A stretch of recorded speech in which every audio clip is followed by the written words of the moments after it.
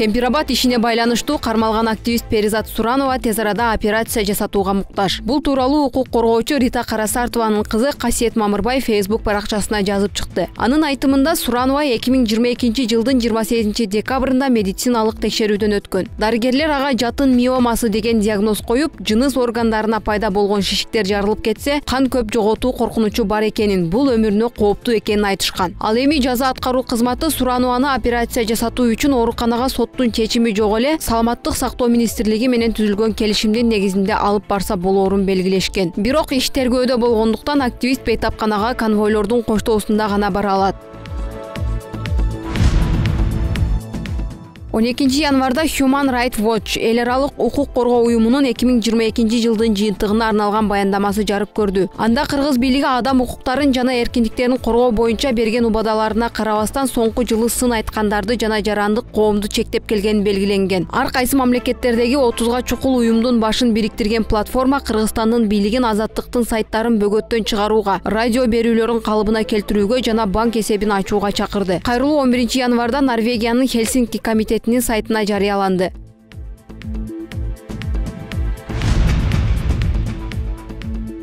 Экс-депутат Канат Исаев сот залынан бошотулду. Аны үй камагына чыгаруу чечимин 1-май райондук соту чыгарды. Канат Исаев өткөн жылдын октябрында Кемпирабадды коргоо комитетинин башка мүчөлөрү менен катар кармалып, УКМКнын убактылуу кармоочу жайына киргизилген. Комитет экс-депутат 2017 жылы козголгон кылмыш ишинин алкагында камакка алынганын билдирген. Кармалганга чейин Исаев Кемпирабадды коргоо комитетине кирип, анын акыркы жыйынына катышканы да айтылган.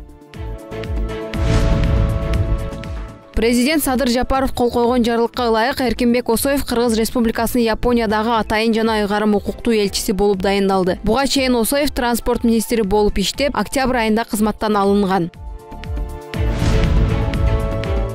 Бүгүн жогорку кеңештин жыйынында парламент таксисттерди лицензия алууга милдеттендирген мыйзам долбоорун карады. Дастан Бекешев автомобиль транспорту жөнүндө мыйзамына ылайык оң рулдуу унаалар менен жүргүнчүлөрдү коммерциялык түрдө ташууга тыюу салынганын эске алып, мындай унаалардын ээлери тарабынан наразычылыктар болушу мүмкүн деп бул мыйзам долбоорго каршы экенин айтты. Мен дайыма таксиге отурганда таксисттер менен сүйлөшөм да, эмне себеп менен сен азыр таксини айдап атасың? Көбүнчө айтышат да, мен убактылуу жумуш болбой, ошон үчүн мен таксист катары иштеп атам. Кээ бир мамлекеттик кызматкерлер бар, иштеп аткан. Милиция кызматкерлер бар, алар дагы түн ичинде иштейт экен. Өрт кызматта иштегендер, иши бир топ эле жарандар такси аркылуу каражат табат экен. Тартип болуш керек. Мен ошону колдойм, туура, тартип болуш керек. Бирок биз азыр лицензияны киргизсек, ошондо бир топ нормалар күчүнө кирет. Биринчиден, 10 рулдук айдагандар, алар уже лицензияны ала албайт. Демек, мыйзамдуу алар такси катары иштей албайт. Экинчиден болсо, 2 страховой полюсту алыш керек. Бул 4000 сом болот, 2 страховой полюс. Анан техосмотрдан өтүш керек. Техосмотр дагы бул 1000 сомго жетет. Мына 5000 сом. Соцфонд патент менен төлөш керек, 2000 сом, 7000 сом болуп калды, ошондо. И лицензияны алыш керек. Чындыгында Яндекс жана чоң компаниялар ушул мыйзам аркылуу утат. Көпчүлүк жумушсуз калат. Анан бул жерге келет. Сөзсүз бул жерге келет. Милициялар менен күрөшүп, отургузуп, иш кылып, штрафтарды киргизип. Бирок менимче бизге азыр туруктуулук керек да, урматтуу депутаттар. Ошон үчүн туруктуулукту каалап, мен бул мыйзам долбоорго каршымын. Сиздерди дагы ошого чакырат элем. Керек болсо 25-жылда ошону кылайлы. Биздин жашоо турмушубуз өнүккөндөн кийин, жашоо деңгээлибиз өнүккөндөн кийин, ошол лицензияга сөзсүз биз келебиз. Элдин жонунан кайыш тилине турган мыйзам келатканда минтели антели деген болбойт. Элдин көпчүлүгү ошол такси менен жан багып атат. Бирөө кечүү таппай жүрсө кечээрге, бирөө суусун таппай жүрөт ичерге болот бул жерде келип аткан мыйзам. Ошон үчүн жогорудагы кесиптештерибиздин сунушун добушка коюңузду өтүнөм, урматтуу төрага. Активист Айсулуу Кудайбердиева соц баракчасына блогер Адилет Балтабайдын кармалганын жарыялады. Мен адилетсиздик бийликтин учурунда адилетсиздикке кабылдым. Бул нерсеге таптакыр мен пробацияны бузган жокмун, пробациянын нормаларын бузган жокмун. Мына кече күнү Кемпирабад окуясы боюнча коргоочулардын тарапташтары чыкты эле. Ал жерде байкоочу болуп барсам, ал жерден дагы адилетсиз түрдө кармап кетти. Мына 5-күнү мага сот белгиледи. Ал сотко деле азыр ал соттун алдын алып, булар мени азыр сот залынан камакка алганга чечим чыгарды. Азиз Момуналиев деген сот бул дүйнөдөгү эң жумандуу эмес соттордун катарын толтады. Мен адилеттүүлүк үчүн күрөшүүдөн кайра тартпаймын. Мен өзүмдү адилетсиз камалуудамын деп эсептеймин. Кандай күн болгондо дагы акыры күнү барып чындык жеңет. Ак ийилет, бирок сынбайт. Чындык албетте жеңет. Мына сиздердин көзүңүздөрчө кыраандар келип азыр мага колума кишен салмакчы. Бул кишенди көрсөтүп коесузбу? Бул кишенди адилетсиз бийликтин кишенин эсептейм. Бул кишен адилетсиз бийликтин кишени. Мен эч качан актыгымда сынбаймын, эч качан коркпоймун. Туугандарыма, жакындарыма, досторума бул чечимдин чыгышын мен күтпөйм.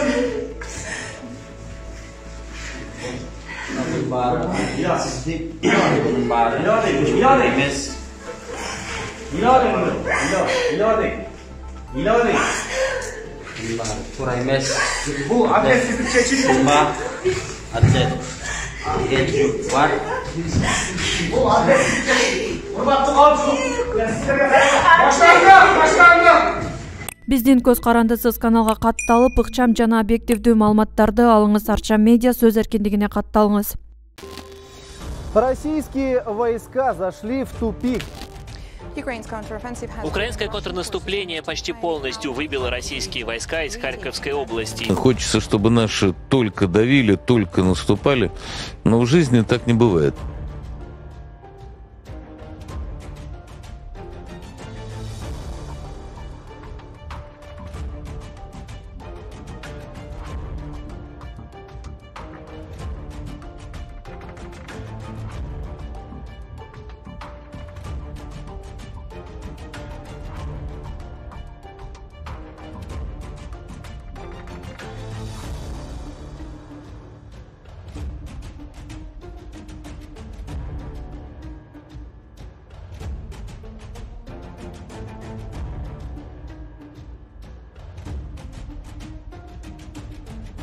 Цель у нас те же самые, что требования проведения экологического мониторинга, справедливого экологического мониторинга в соответствии с нашим экологическим законодательством.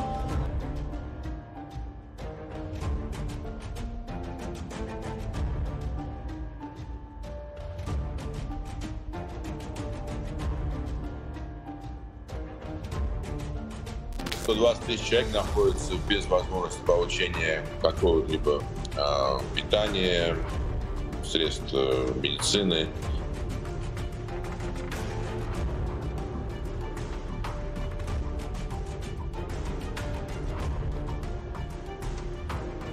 Новая азербайджанская провокация – это часть стратегии выдавливания армян с родной земли, способная вызвать в Нагорном Карабахе гуманитарную катастрофу.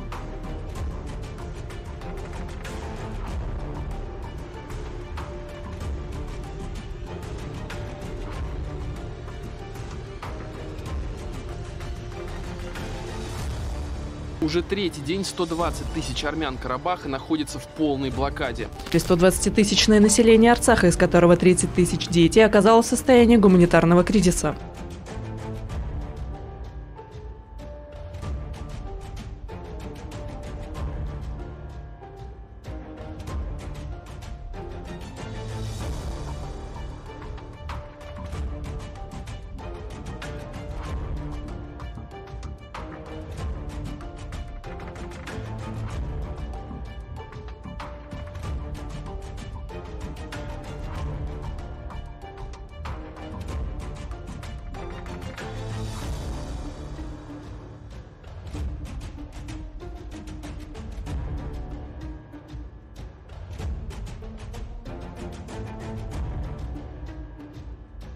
Первое – это все-таки частично отвлечь внимание и переключить хотя бы часть внимания с украинской войны, да, переключить на какие-то другие конфликтные точки конфликтов, да, для того, чтобы туда смотрел мир в том числе.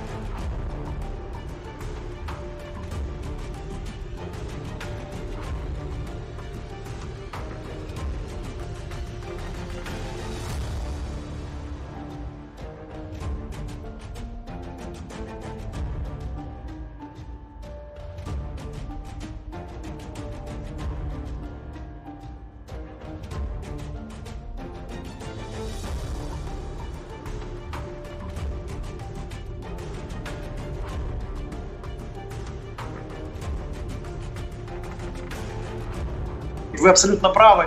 Будет попытка пройтись по крымскому сценарию, сказать, что есть такое-то количество населения, необходимо туда что-то ввести. Что именно ввести, вы же сами понимаете, и сказать, что мы тут все держим под контролем. На самом деле это будет провоцирование.